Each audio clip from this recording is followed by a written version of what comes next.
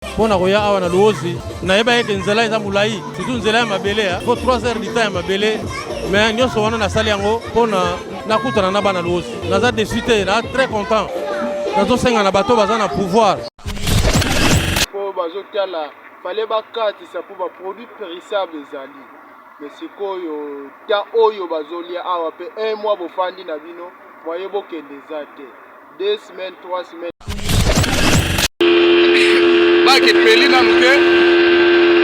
ça dit les devoirs nous appellent. On traverse le fleuve Congo à bord de leur bord. Donc à bord de leur bord, c'est à bord de leur bord que nous traversons le fleuve Congo. Ça dit Moussala au Passi. Moussala Oyo Passi. Hangu mingi meluta baki aluoze mekufuaka. Yametomeke en panne. Ya mesisteke trafic mekuma difficile. Ba moteur ya bake ya mekufuaka ba me rappeler que ya na Kinshasa selon bas informations betu bakaka. Maintenant benokena kumona baki na ya fioti honorable papi Mantezolo yani fidisaka awa na Luozi yao yena kupiana yao kena kusalisa kangu. Yomo oyemba ke demande le peuple, oyemba ke demande le peuple. Raia na lomba nini? Yiki nkangela kulomba na bamfumu. Félix Oazoro continue à faire territoire à Luozi. Ni le Royaume na décideur, il y a province, il y a Congo central, il y a RDC Mobimba par rapport à territoire à Luozi. Oui, na kosenga bakamboyo ngai na moni awa ville munene kitoko boye courant ezate salinga pasi mingi malamu courant ezala ata ezokende souvent mais ezala mais installation électrique ezate eloko wana salinga pasi et puis banzela eza malamu te bon eloko na kosenga na bakonzi yango wana babongisela biso biloko wana mibale na mai esala bien mingi. Je pense que soto bongisi énergie développement ekolanda yango moko.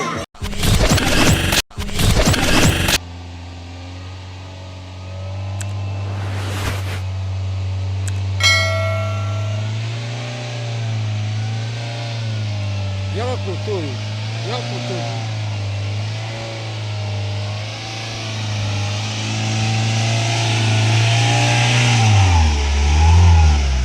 C'est moi qui ai côtoyé à ça pété, à ça normal.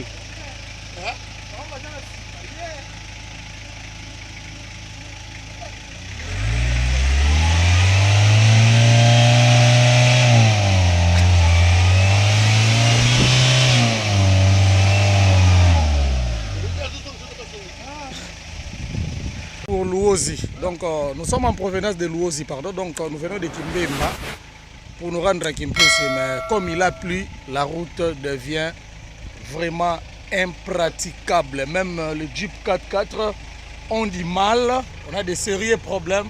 Cette route fait souffrir beaucoup de compatriotes en provenance de Luozi ou de Kimpese. Les globetrotters congolais veulent se Mister Ndinga Ndinga. Ah, toko utaka Luozi, toleki na Kimbemba. Sikoto bima Kimpesa wa ngambuti. C'est-à-dire Mboule Noki, Nzele Baby, dernière des souffrances, Moutou qui est ici côté de Poto Poto, ça ne va pas. Congo Mboka Makasi, RDC Loka Makasi, et la Marabuto Kuta Namoua. Luozi est coupé du monde. Sa population est bloquée et ne sait plus se déplacer. Luozi est un riche territoire de la République démocratique du Congo d'une superficie de 7775 km², situé dans la province du Congo central et peuplé d'un peu plus de 200 000 habitants, pour la plupart de merveilleux concitoyennes et concitoyens constituant un spécimen d'espèces rares sur lesquelles faudrait que la nation investisse pour sortir le pays de sa situation honteuse actuelle, intelligent, studieux, hospitalier et par ailleurs travailleur. Situé dans sa large partie dans l'autre rive du fleuve Congo, il a par contre une longue frontière terrestre avec la République du Congo, qui crée une familiarité naturelle avec les peuples de l'autre côté de la démarcation avec lesquels ils appartiennent dans un même groupe ethnique et linguistique, en l'occurrence les Bakongo ou les Balari. Cependant, Déjà enclavé avec pour celle des bouchers, le seul bac public qui dessert avec l'accompagnement ou la concurrence de quelques hors-bords privés pour assurer la traversée d'un fleuve Congo dont les puissants débits quasi inexploités ne servent apparemment qu'à constituer une menace pouvant facilement faire chavirer les embarcations qui y naviguent.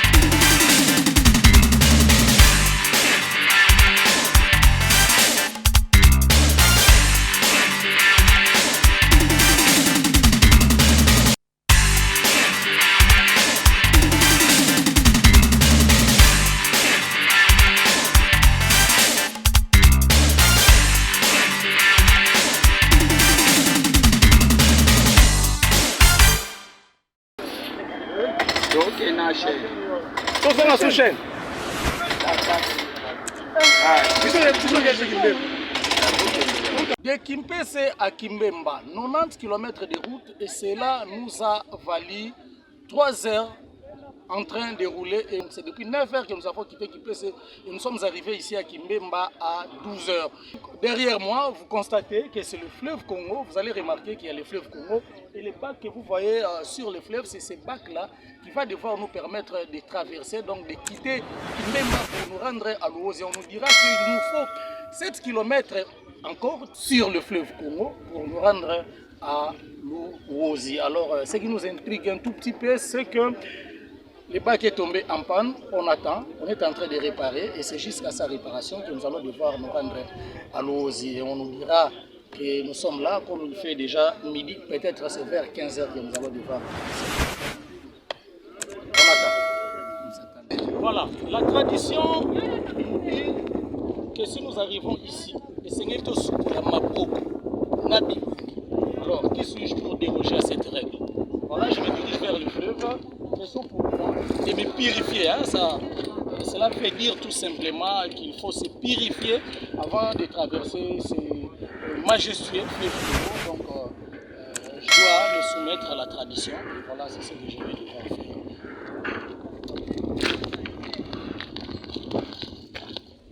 Un coco Luozi.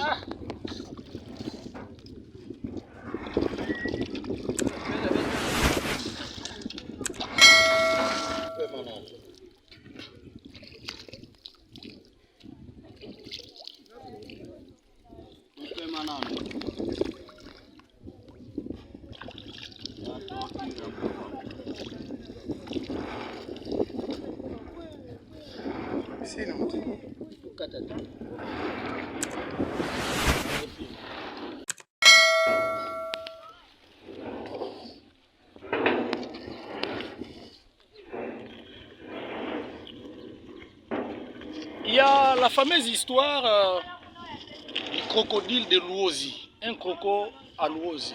Hein, donc, cette histoire a été rendue célèbre par l'un des grands romanciers de la République démocratique du Congo, à la personne de M. Zamenga Batukezanga. D'ailleurs, il avait écrit un roman sur cette histoire d'un croco à Luozi. Et je ne sais pas si c'est une mythe ou une réalité.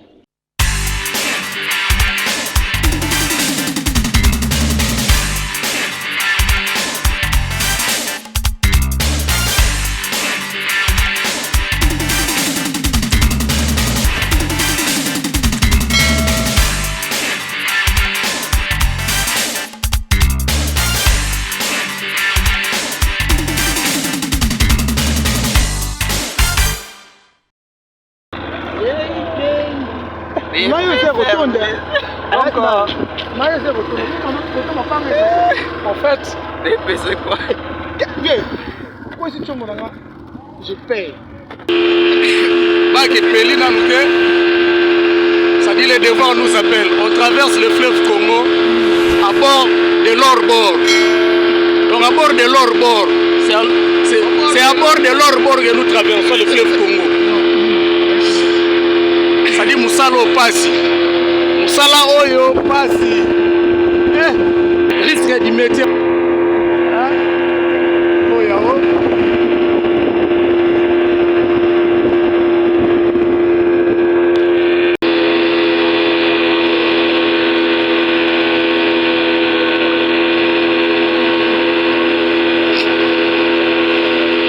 plus de peur que de mal. Koseka mutakwenda na velo yo bien tena yo na mututu zoma yo tena mututu sina zwaki 10 secteurs, appellation collée à Luozi en référence au nombre de ces secteurs en rapport avec la subdivision de son découpage, est confronté à de nombreux problèmes et défis qui viennent malheureusement s'ajouter à l'emplacement géographique les situant à droite du fleuve qui, faute d'une politique de valorisation de cette ressource naturelle, constitue pour lui et sa population un malheur qui s'érige comme une sorte de frontière dans leur propre pays, les coupant du reste de la partie dans un coin déjà sans électricité. À cela s'ajoutent les autres mots qui gangrènent déjà ces grands Congos. Mauvaise gouvernance, népotisme, absence de l'État, régionalisme, détournement des deniers publics, manipulation politicienne et j'en passe. C'est depuis plus d'une semaine que les habitants de Luozi sont bloqués, coincés et quasiment sans possibilité d'être en contact avec le reste du pays pour cause de la panne du bac moteur, les seuls dont disposent ces territoires enclavés, comme l'avons-nous dit précédemment, sans qu'aucune solution soit trouvée en urgence pour mettre fin à cette souffrance qui cause d'énormes préjudices. Bandeko na ngai bozali komona ndenge biloko ezali kopola na libongo ya Luozi, problème ya bac ezali ko déranger tellement. Alors, ezosenga réellement il faut bac mosusu.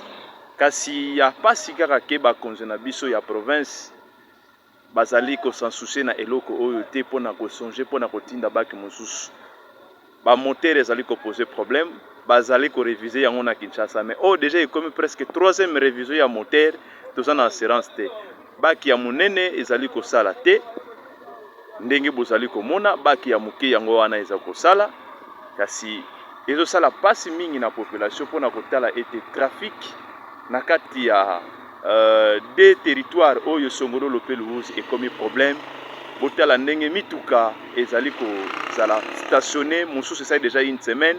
Ndenge bozomona bisika oyo tozali malala ezokopola mituka ezali ebele oyo basali komona eza na se kino ti likolo kuna mituka ezali bato kutu bazopike crise ntango bazotala état de situation oyo bato bazopike crise mpo bazotala fale bakatisa mpo baproduit périssable ezali mais sikoyo ta oyo bazolia awa mpe 1 mois bofandi na bino moye bokende eza te 2 semaines 3 semaines bofandi kaka sikoyo gouvernement makambo na ye nini mpo gouverner c'est prévenir ale na ba état de situation oyo vraiment doit comprendre ce truc. Des personnes malades n'ont aucune possibilité d'être évacuées vers Kimpese, dont la route est aussi dans un état de délabrement très avancé. Des productions de biens et aliments de première nécessité périssables pourrissent, par exemple, pour ne citer que cela. Batata ba mama beno kina kulanda pagia beno de Luozi biti ndongi mituso yani kele sampikisi na RTZ de Luozi mukena kupesa beno compte rendu na situation ya bac bama mukena kumuta awa na kati ya wala betu banza betu Luozi depuis tangu mingi meluta bac ya Luozi mekufaka emetomeke en panne ya mesisteke trafic mekuma difficile ba moteur ya bac ya mekufaka ba me rappeler que ya una Kinshasa selon bas informations betu bakaka maintenant benokena kumona baki na ya fioti honorable Papi Mantezolo yani filisaka awa na Luozi yao yena kupiana yao kena kusalisa kangu ya Luozi mais sika na benu ke mona ba camion batomobile ke mingi awa bao bakena kusala ba trafic ba périssable bima kena kufa kena kubeba ni façon parce que trafic yake bien fait mambo yai ya me poser tellement ba problème na kata voilà beto Luozi gouverneur anikuzaka pasiani kutatala situation ba mambo ni mutindi yake na kulutila kasi ya kiadi kaka yani sukinaka na Kimbemba yani kumaka na Luozi ve kana yani mesalaka constave menankango Luozi yani